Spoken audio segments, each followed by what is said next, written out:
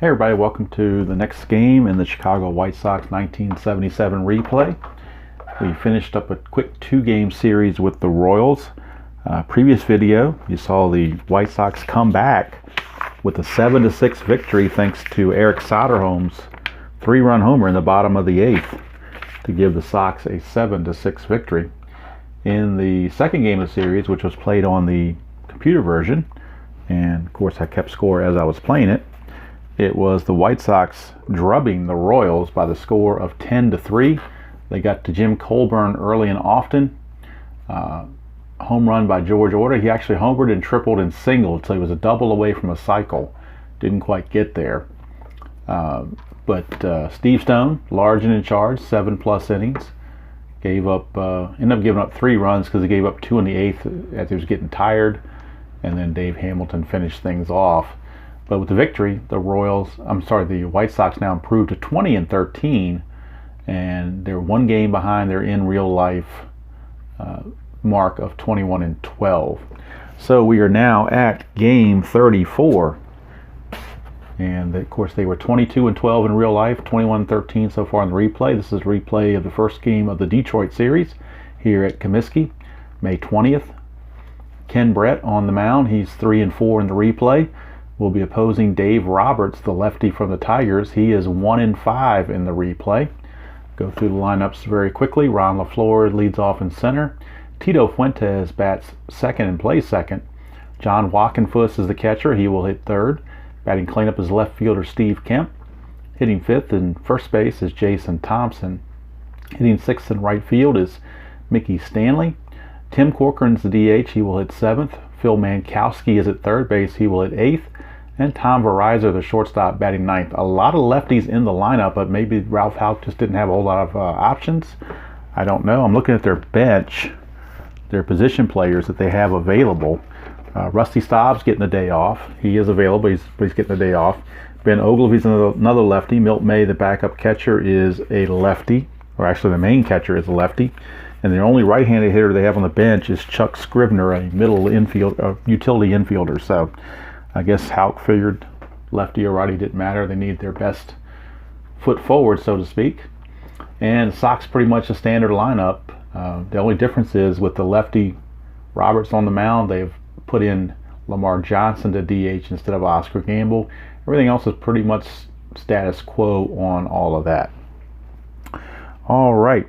I did go in to the computer version after inputting the previous game, and I wrote down all the averages and home runs and RBIs for the starters in today's game, so I'll be giving those as they come to the plate. Right now, Ken Brett will be making his warm-up tosses, and again, Ken Brett is 3-4 with a 5.60 ERA heading into this game, so he's really been struggling after a good start.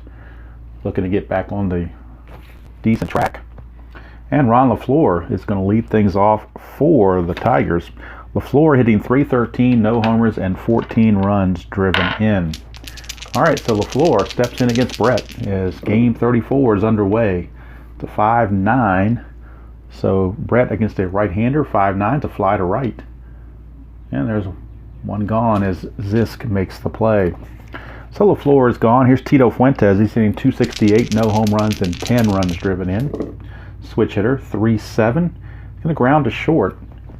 Handled by Bannister. 2 up, 2 down as Fuentes is retired. Brings up John Walkenfuss. He didn't play much, or hasn't played much. He's hitting .182. 1 home run, 3 runs driven in. 4-7 for Brett against the right-hander is a single. So John Walkenfuss will improve that average as he gets a 2-out single. He's an E-stealer, so he will not be held. Steve Kemp, cleanup man, is going to lead bat next. He's hitting .254, 7 home runs, and 19 driven in. Lefty on lefty, 1-4. He's going to ground it back to Brett, and that's going to end the inning. So nothing doing for the Tigers. They get a base hit and nothing else. Go to the bottom of the first. It is the Tigers nothing. The White Sox coming to bat. Dave Roberts, as I said, on the mound. He is struggling 1-5, and he's carrying a 8.55 ERA in the replay. So definitely looking for brighter days for him. Ralph Garr to lead things off for the Southside Hitmen. He's hitting 262, 1 homer, and 8 RBIs. 5-8, lefty on lefty. 5-8's a ground ball second base X. Second baseman is Fuentes, and for the Tigers, Tito Fuentes. Defensive rating is 4, E29, so not very good range here. 4 and a 6. Let's see how that plays out. A 4 and a 6. So a 4 and a 6 is an SI1. It's going to be a base hit.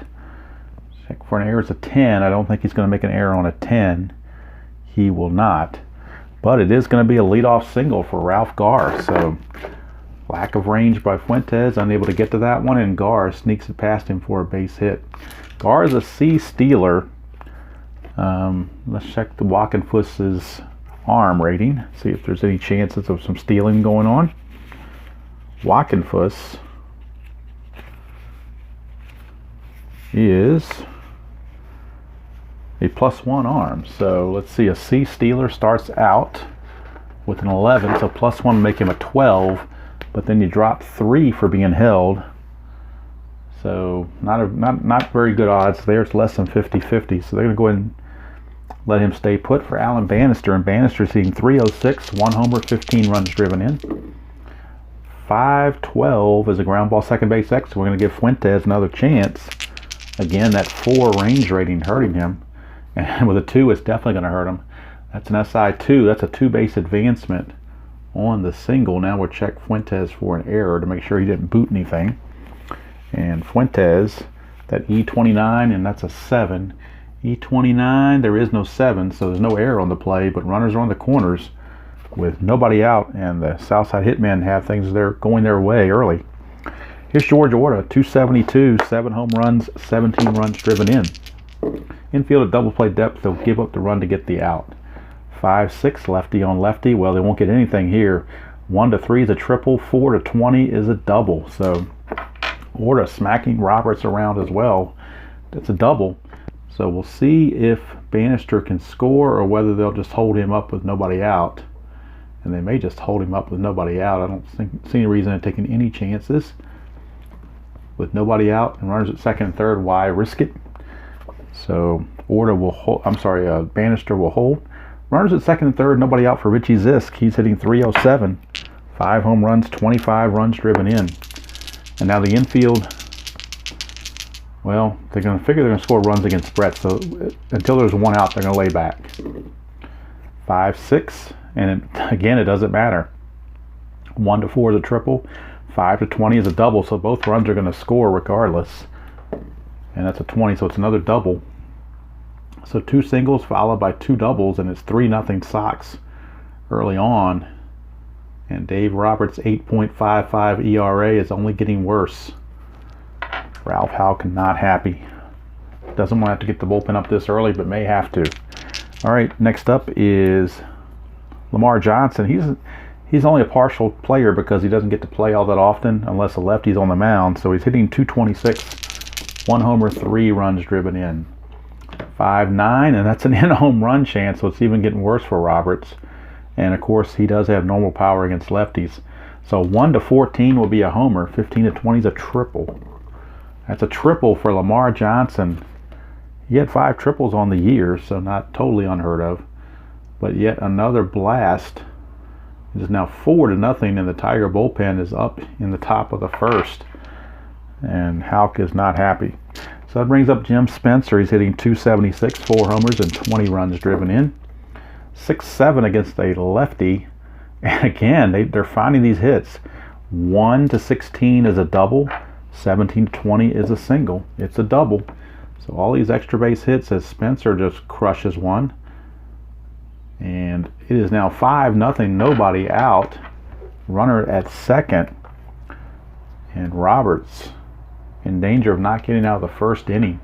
Here's Chet Lemon hitting 224, 6 homers, and 14 runs driven in. 2-6 against a lefty. Ground ball to short, and that's going to freeze the runner at second.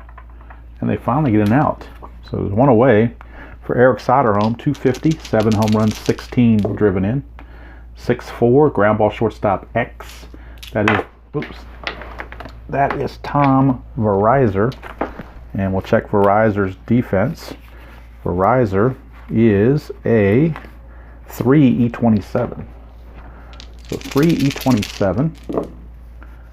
That's a 3 and a 5. A 3 and a 5 is a G3. Means the runner is going to advance. Even though it's hit to short, he's going to get to third. We'll check for an error. There's a 10. There's no error on the 10. But it is a 6-3 ground out with the runner advancing. So Spencer moves over to third. And now the ninth man to bat in the inning, Jim Essien. He is hitting .355, 4 homers, 15 runs driven in. 2-7, 2-7, he will walk. And now the Sox have batted around as we're back to Ralph Garr. Now I've got to adjust my score sheet to move all these innings one slot over. So now Ralph Garr back in business. He singled and scored to start the bottom of the first. Now he's back up again. Runs to the corners, 2 outs. 5-9 against a lefty.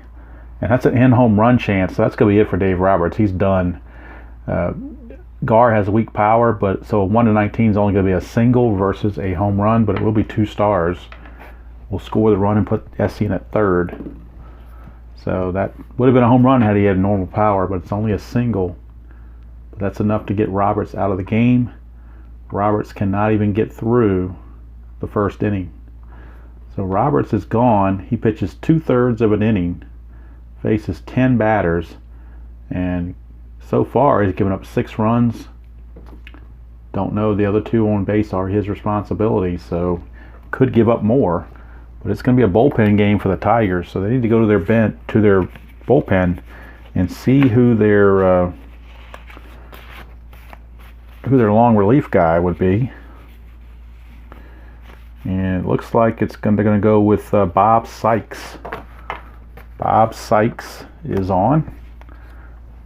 Semi-starter, semi-reliever. Bob Sykes. I didn't look and see who's starting the next couple of games like I should have, so I'm hoping that Bob Sykes does not start one of these next games. I'm thinking it's some of the other starters that they have, but when you have to plan accordingly if things don't go well. All right, so we're back to Bannister now with Garr reaching on the single. Runners at the corners, 2 outs. Bannister, Sykes is a lefty. 4-5, ground ball to shortstop X. That's Verizer again. And again, Verizer is a 3-27, 3E27. 3-15, he'll get to that. There's a 4. E27, there is no 4. There's a 3, but not a 4. So finally, mercifully, the inning is over. A 6 spot for the White Sox here in the bottom of the first, and they lead it 6-0. And Ken Brett's the happiest guy in the building because he gets all that run support. Still has to make his 5 innings to get his win, though, so not out of the woodwork yet. Still got to get it done. All right, for the Tigers, leading off the top of the second is Jason Thompson. He's hitting .304, 11 home runs, 32 driven in. 1-8 against a lefty. He's going to pop at the first. 1 away. Brings up Mickey Stanley. Hitting only .171, a homer and 3 runs driven in. 6-4. Would have been a ballpark check, but it's only a fly to left and advanced. So there's 2 down for Tim Corcoran. Tim Corcoran. He's only had 5 at bats all year. He's 1 for 5, so he's hitting .200. No homers and a run driven in. 6-7, and that's a possible base hit. 1-13 would be that hit. But it's an 18, so it's a line up to second. That's kind of the way it's going for the Tigers early on. 3 up, 3 down. Nothing going for the Bengals. We go to the bottom of the second. It is 6-0 Sox. So that will bring up George Orta facing Bob Sykes. 4-7, lefty on lefty. It's a pop out to second. 1 away. Brings up Richie Zisk. 3-8 for Zisk against a lefty is a solid single. So Zisk continues his hot ways. He's 2 for 2. It's an E-stealer, not being held. Lamar Johnson, 4-7. Ground ball shortstop B, it's a fielder's choice. So he was able to hustle and beat that double play ball. So 2 down, runner at first for Jim Spencer. 6-3 is a fly ball left field X. Left fielder is Kemp. And Steve Kemp is a 4, E6. So again, not the best defenders. 4 and a 15, he'll get to that. E6, and he's a 7. There is no 7, so it's a good play for Kemp. And the inning is over. So that one went much better for the Tigers. Who knows what Robert's ERA is going to turn to now. He started the game at 8.55. It's probably well over 10 now. So he's obviously had a rough replay. And actually in real life, let me see what he did in the real 77 season. He was 4-10 with a 5.15 ERA, so he's pitching even worse in the replay than he did in real life. All right, Ken Brett back out for the third. And I'll bring up Phil Mankowski. Mankowski, 294, no homers, 7 runs driven in. 5-9 is a fly to, 5-9 is a fly to left. Looking at 4-9 there at first. 4-9 was a fly to right, 5-9 is a fly to left. Here's Verizon. He's had a lot of action defensively, but it's first at bat. He's hitting 222, no homers, and 5 runs driven in. 2-9, he's going to fly to right. So a fly to left, and now a fly to right. We're back to the top of the order. And Ron LaFleur. 2-5 for LaFleur, struck him out. So Ken Brett, much better outing than in his past couple of outings. Of course, a 6-run lead makes it a little bit easier to pitch. A lot of wiggle room. Sykes, they're going to try to get as many innings out of Sykes as possible to save that bullpen. Here's Chet Lemon. 110 against the lefty, and that's a home run chance, 1-16 for Lemon. It would be his 7th homer of the year if he gets it. And he does, so it's a home run for Chet Lemon. Number 7 on the year, and it also brings up the 7th run for the White Sox. They now lead it 7-0. 7th home run, 15th RBI for Lemon. Here's Soderholm, 6'8", ground ball second base X. Fuentes, he's a 4, don't forget. And that's a 7, 4 and a 7. He will get to it. That's a 9, and he is an E29. There is no 9, so Fuentes, a little bit of trouble, but he did get to it for the out. 1 away. Brings up Jim Essien. 2-4 for Essien against the lefty. Ground ball to third. 1 away. 2 away now. A little 1 there by mistake. It's 2 away. Here's Gar. 2 singles. 2-10 for Gar, and he's going to ground to short to end the inning. So Sykes has at least somewhat stymied the White Sox for 2 innings, but Lemon took him deep there to make it 7-0 as we go to the 4th here at Comiskey. Ken Brett rolling along, facing Tito Fuentes, switch hitter, batting right-handed. 4-9, pop to short. Very clean score sheet up in the top half, very nasty looking down here. Here's Walkenfuss. He's got the only hit of the game for the Tigers, 2-7, and he'll walk, so he's reached base twice. Only Tiger to do so. All the other 8 have not reached. Of course, he's an E-stealer, not going to be held, plus it's 7-0, so no shenanigans there whatsoever. Here's Kemp, 2-6 for Kemp against the lefty. He's going to walk. So back-to-back walks. All of a sudden, Ken Brett getting a little bit too fine with his delivery. He needs to just put it across the plate and let these guys hit so they can the fielders can make the plays. 4-7, there's a single. So Jason Thompson singles off of Brett. And Walkenfuss, how does he run? He only runs as a 9, so he's not even going to risk it. Not down by 7, you don't. So the bases are loaded with 1 out for Mickey Stanley, infield double play depth. 3-8, 3-8. Ground ball pitcher B. So that's going to score the run. They tried to get the double play, 1-6 on the fielder's choice. Could not turn it. So the Tigers are on the board as Wackenfuss scores. Give Stanley an RBI ground out. So Stanley gets the ribby, cuts the lead to 7-1 for Tim Corcoran. Runner at the corners, 2 outs. 2-7, struck him out. Innings over, but the Tigers do pick up their first run. And we go to the bottom of the 4th. 7-1 Sox. Alan Bannister leads things off against Sykes. 1-8 against a lefty is a ground ball to short. So Sykes is really settling in on the real season. Sykes was 5-7, 4.41 ERA, 20 starts, but he did have some relief outings. So here's Orta, 110. It's a double.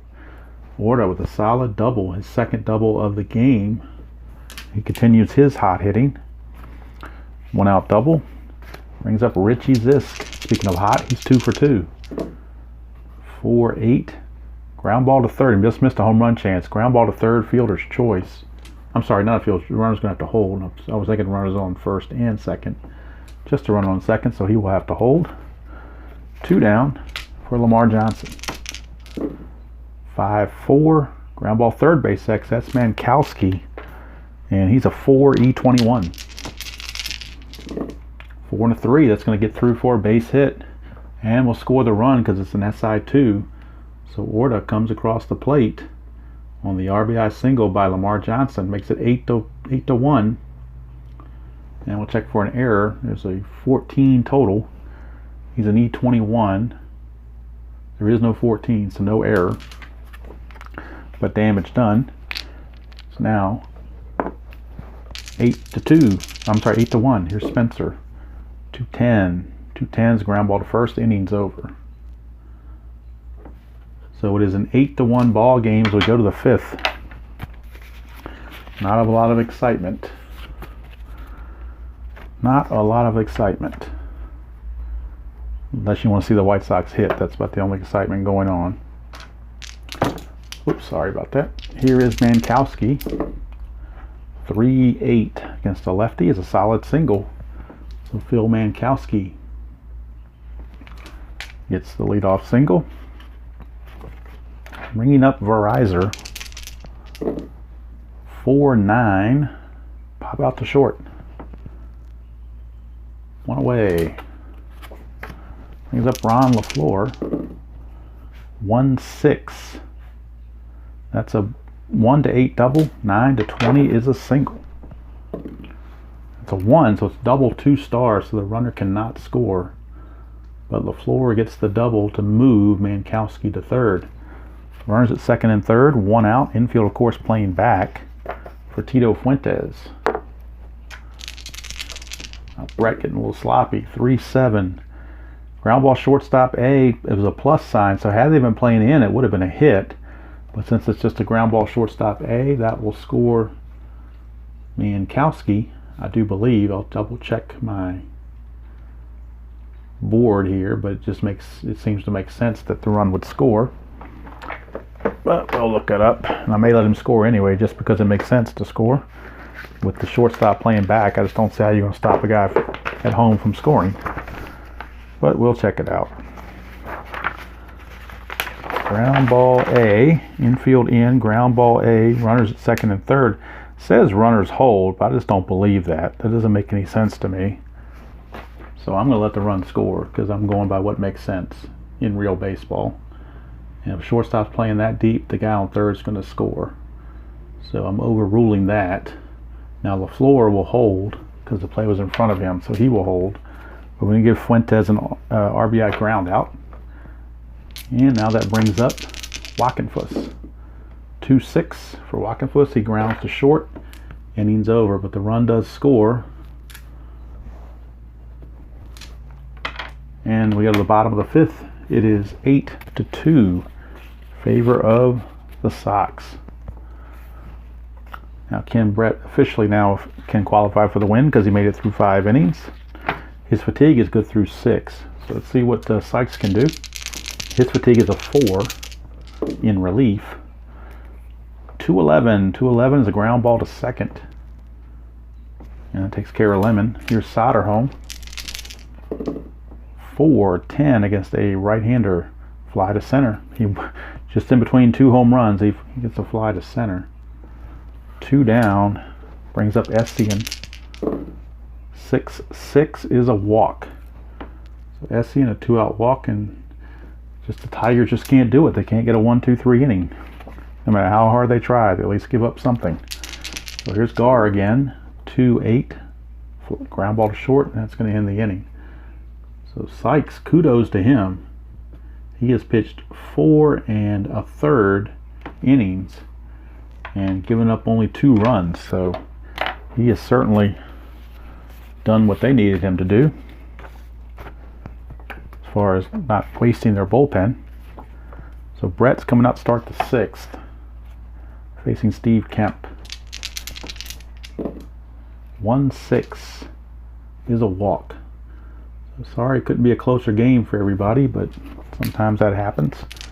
Here's Jason Thompson, 5-6, fly to center. 1 away. That will bring up Mickey Stanley. 5-7 the other way is a ground ball to second base X. Ground ball second base X. And I wondered, did I do a 5-7 last time or a 5-6? I don't remember. But this is a ground ball second base X. I do know that. 4 to the 4, E23. Well, 20 you'll get to that. E23 and a 14 is a good play. But a 4 and a 14 with a runner at first is a G2, so it's fielder's choice. 4-6. Oops. Fielder's choice. Almost wrote double play there. It's a fielder's choice, so Stanley reaches with 2 outs. Brings up Tim Corcoran. 4-9. Fly to right. And that's going to end the inning. We go to the bottom of the 6th. And probably the last inning for Sykes. This is probably as far as he's going to be able to go. Since reaching his 4th inning of pitching, he's given up a walk, so 2 more notches or 3 more notches, he'll be tired. Bannister, 4-5 against a right-hander. Ground ball shortstop X. That is for Reiser. He's a 3. 3 and a 3, that's a base hit. So those low D20 rolls getting to him again. For Reiser, 3 E27. That's a 9. E27, there is no 9. E27, there is no 9, so it will just be a base hit for Bannister. That brings up George Orta. 4-4, lefty on lefty, ground ball shortstop X. Reiser's going to get another chance. That D20 will cooperate. A 3 and a 7 is a runner advance play, and that is a 7 on an E27. There is no 7 there, but it will be a runner advance. So 6-3 ground out with the runner moving up. 1 away. Bannister now at second for Richie Zisk.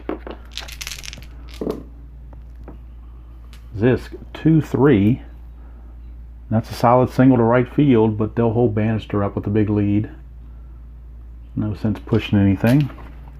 Runners at the corners, 1 out for Lamar Johnson. 3-11. 3-11's ground ball shortstop A, and that's going to be a double play to end the inning. 6-4-3, and that will help Sykes get through the 6th inning. So that's going to be all for Sykes. He's gone as far as he can go. And he's kind of, somewhat held things in check. We go to the top of the 7th score. White Sox 8 and the Tigers 2.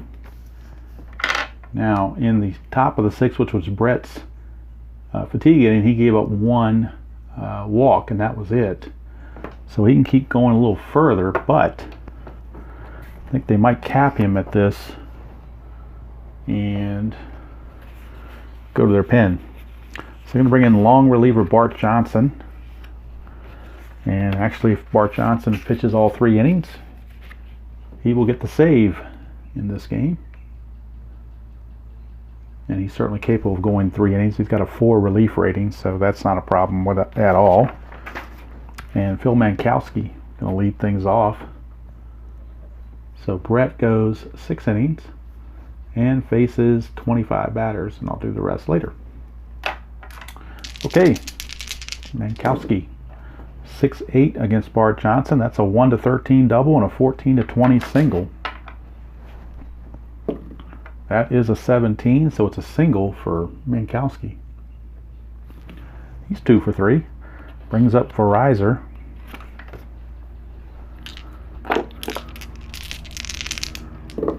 .110 against the right-hander. It's pop out to short. 1 away, back to the top of the order for LaFleur. 3-6 for LaFleur. 1-14 is a single. 15-20, he will ground to third for force play. It's a 10. It's a single 1 star, so Mankowski will stop at second. Bart Johnson, if he wants to save, you better tighten up here. Here's Fuentes. 1-3, and that's a, I'm sorry, it was 2-3. 1-3 is a ground ball, third base B. Fielder's choice. LaFleur out 5-4 on the fielder's choice. 5-4. So runners at the corners now with 2 down for Wackenfuss. 3-6. 1-2 is a single. Anything else, he will line to third. He lines to solder home to end the inning. So Johnson a little shaky, but he did keep the Tigers off the board, and that's pretty much all that's important right now. At the end of 6.5, score is Tigers 8, White Sox 2. We go to the 7th inning stretch, and after being on hiatus for a game, we have located Harry Carey. So with that in mind, let's go to the 7th inning stretch.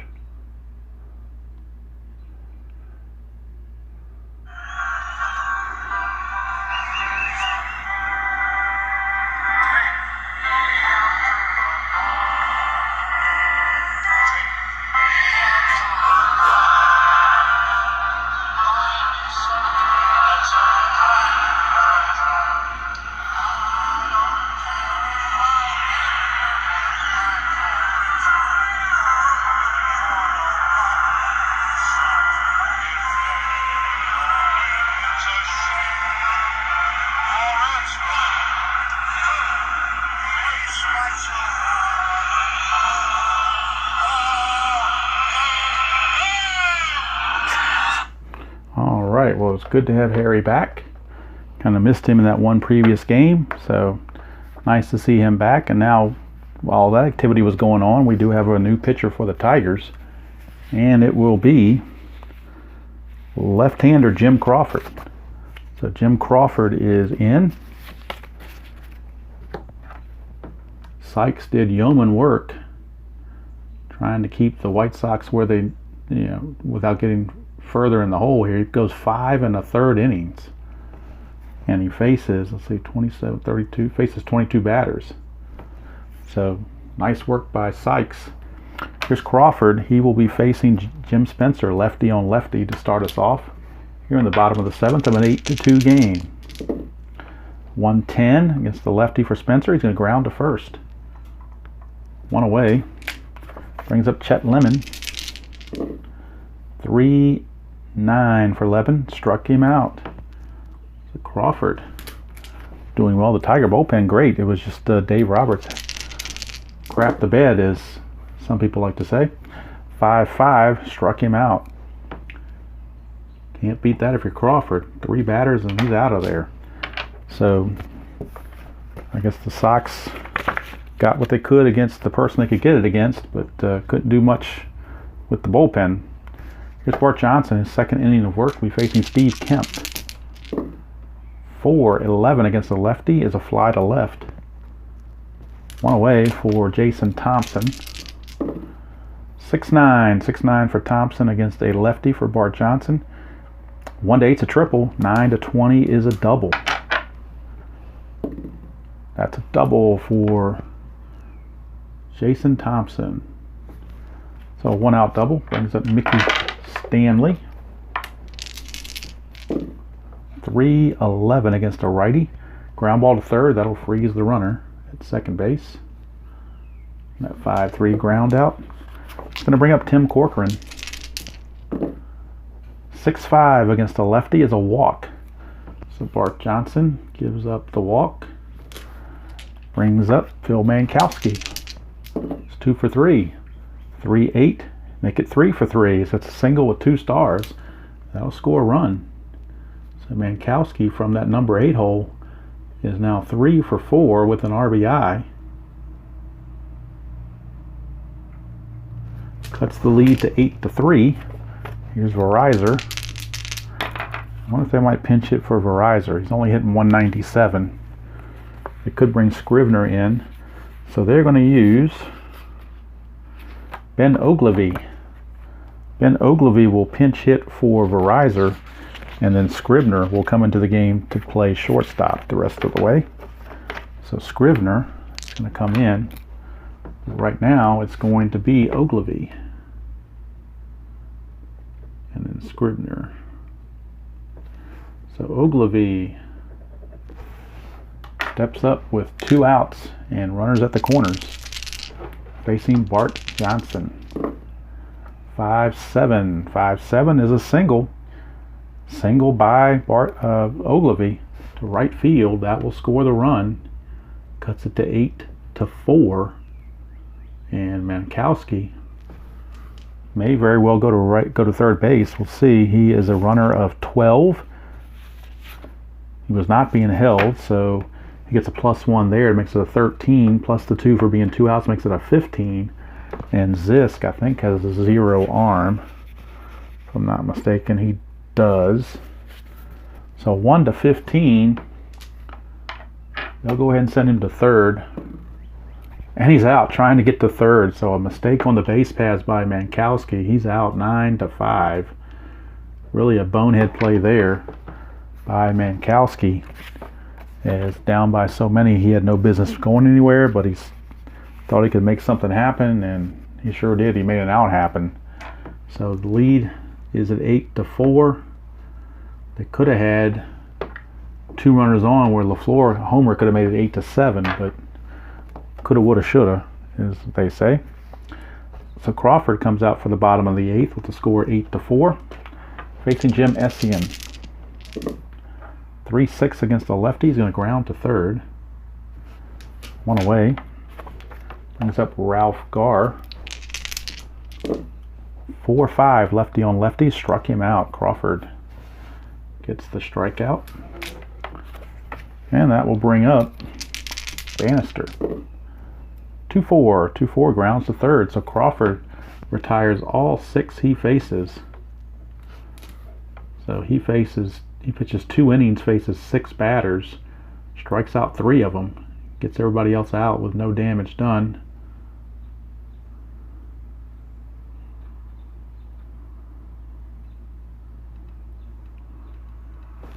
Figure out the rest of these guys' stats later.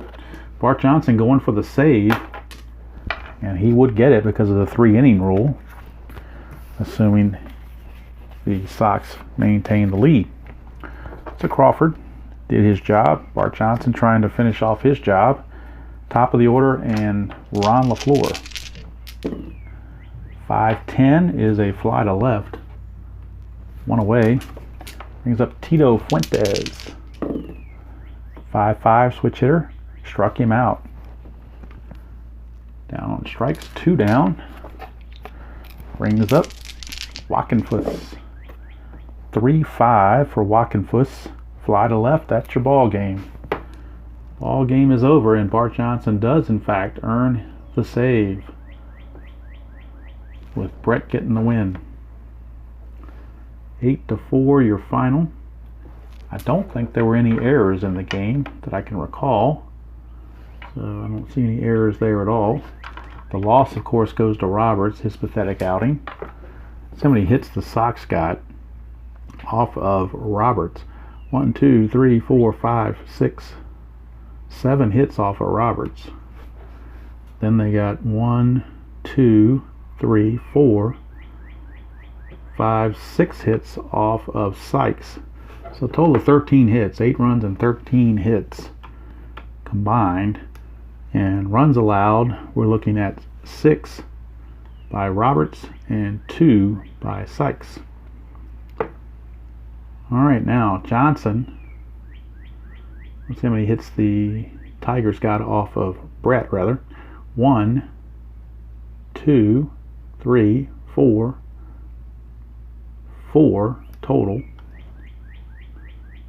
And runs is 2.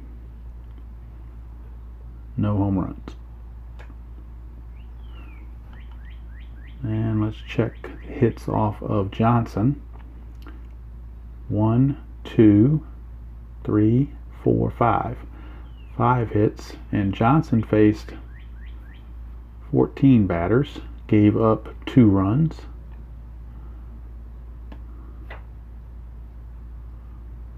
Alright, so a total of 9 hits for the Tigers. So, final score or line score on this. Let's do the left on base. I guess I forgot to do that. For the Tigers, 1, 2, 3, 4, 5, 6, 7, 8. 8 left on. For the Sox, 1, 2, 3, 4, 5, 6. 6 left on. The chart's falling down on me there. Okay, so with the victory, the Sox improved to 22 and 13. Tigers fall to 15 and 20. And with the Sox winning 8 runs, 13 hits, no errors, 6 left. For the Tigers, 4 runs, 9 hits, no errors, and 8 left. Winning pitcher was Ken Brett. He improves to 4 and 4. Losing pitcher was Roberts. He drops to 1 and 6. Bart Johnson gets his first save. All right, now let's look at the standings, and we'll update the standings based on this game that just happened. So the Sox now are 22 and 13, and they are now 2 games back of Minnesota. Detroit drops to 15 and 20. They are now 8 games back of Boston. So let's look through the scoreboard from today's action, and then we'll get to the standings after that. All right, so for Baltimore and the Yankees, it was the Orioles beating the Yankees in 11 innings, 6-3 at the stadium. Winning pitcher was Dyer Miller, loser was Dick Tidrow, and the save to Tippy Martinez. Home runs on the game for the Orioles: Singleton with his 5th, May with his 6th, Chopay with his 1st. For the Yankees, Jackson his 8th, Munson his 5th, and Nettles his 8th. Baltimore improves to 18 and 14. Yankees drop to 19 and 16. It was the Royals going back home to Royal Stadium taking on Cleveland, and in 10 innings, Hal McRae hits his 5th homer of the year, a walk-off shot in the bottom of the 10th to give Kansas City a 4-3 victory over Cleveland. Steve Mingori the winner, Don Hood the loser. Kansas City improves to 20 and 16. Cleveland drops to 12 and 21. Out in the West Coast in Anaheim, it was the Twins with another extra inning game, 9-7 over the Angels. Winning pitcher was Tom Johnson. The loser was Paul Hartzell. And Larry Heisel hit his 12th home run to lead off the 10th inning. They also added another run on top of it, but that really was the difference. Twins improved to 25 and 12 in first place in the West. California drops to 14 and 24. And as of the end of this game, Rod Carew is hitting .404. All right, go to Fenway Park in Boston. It was the Brewers laying waste to the Red Sox 12-4. Jerry Augustine the winner, Louis Tiant the loser. Home runs for the Brewers: McMullen his 2nd. For the Red Sox, Hobson his 3rd. Jim Rice is currently hitting .391. Milwaukee improves to 20 and 18. Boston drops to 22 and 11. Another left coast game that really nobody cares about. Seattle 6, Oakland 2. Mike Kekich the winner, Doc Medich the loser. Home runs in the game: Rupert Jones for the Mariners his 10th, and Leroy Stanton his 3rd. And for the A's, Jim Tyrone his 1st. The Mariners improved to 17 and 25. Oakland drops to 19 and 18. And in the final game, Texas walloped Toronto 19-5. A 10-run 7th inning really blew that thing wide open. Bert Blyleven, the winner, 4-3. Garvin, the loser, 1-5. Home runs for the Blue Jays, Ron Fairley is 7th. For the Rangers, Hargrove is 8th and Campaneris is 2nd. Texas improves to 17-16. Toronto drops to 11-27. So there are the updated standings. I just had to add in the win by the Sox. Minnesota is 25-12, so they got 2.5. Actually, it looks like 2-game lead. 1 in the loss column, but 3 in the win column. So Sox got some games to make up. Kansas City's 4.5 back. Texas 6 back. Oakland 6 back. Seattle and California way back. In the East, Boston's at 22-11 despite losing to Milwaukee. They have a 3.5 game lead over the Orioles, 4 over the Yankees, and 4.5 over Milwaukee, and now an 8-game lead over Detroit. Cleveland 10 back, Toronto 13.5 back. So May 20th game is in the books. Game number 35 is complete. Sox improved to 22-13. And they'll move on to finish out this series, this homestand. They'll finish out the homestand with 2 games against the Tigers again before hitting the road. So the next video will be their first game out on the road, and we'll have an update on the 2 games that they play with the Tigers to finish out the homestand. So despite the fireworks in the first inning and a 6-0 game, which pretty much put the game away early, hope you, aside from that, enjoyed everything else. And until next time, we'll see you all down the road.